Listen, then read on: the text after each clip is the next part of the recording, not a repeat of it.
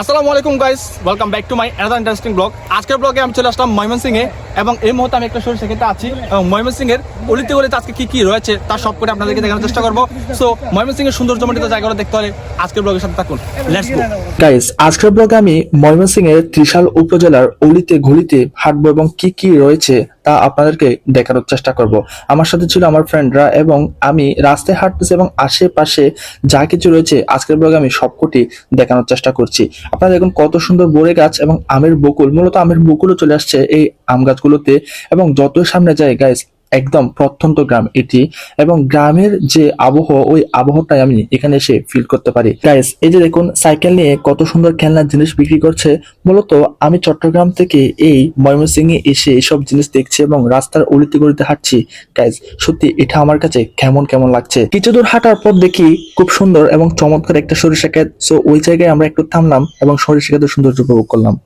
Guys, এই মুহূর্তে আমি আছি একটা সরিষা ক্ষেতে। দেখুন এটা হচ্ছে সরিষা ক্ষেত, কত সুন্দর পরিবেশ এবং আমার সাথে আসছে আমার বন্ধু সোহাদ। সো আমরা ঘুরতে আসছি।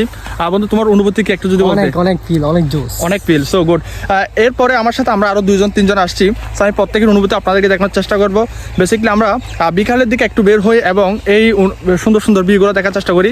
আমার সাথে আসছে আমার বন্ধু রাব্বি। বন্ধু রাব্বি, তোমার অনুভূতি যদি একটু বলতে? হ্যাঁ, অনুভূতি অনেক সুন্দর জায়গা তো। আচ্ছা, ময়মনসিংহের এই গ্রামীণ পরিবেশগুলো তোমার কেমন লাগতেছে? হ্যাঁ, অনেক ভালোই লাগতেছে আসলে। এরকম সুন্দর গ্রামীণ পরিবেশে হাঁটলে মন ভালো হয়ে যায়। মন ভালো হয়ে যায়। গুড।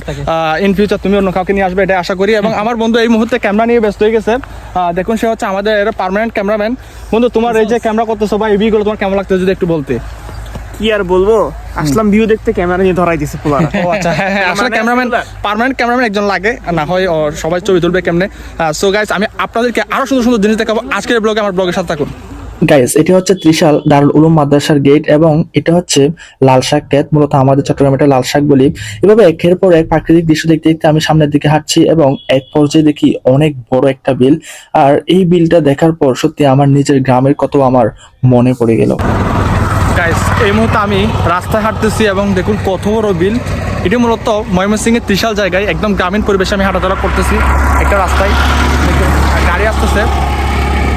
সত্যি সন্ধ্যাবেলা আমি শীতও পড়তেছে। সো আমি আপনাদেরকে ভিউ দেখানোর জন্য হাঁটতেছি। Let's go. গাইস, আমরা 4 বন্ধু দীর্ঘক্ষণ ঘোরাঘুরির পর রাস্তার পাশে একটা বড়ই গাছ দেখলাম এবং ওইখান থেকে বড়ই খেয়ে আজকের ব্লগটা এখানে ইতি টানলাম। আজকের ব্লগটা আপনাদের কেমন লেগেছে আপনারা অবশ্যই কমেন্টে জানাবেন এবং ভালো লাগলে লাইক কমেন্ট শেয়ার করবেন।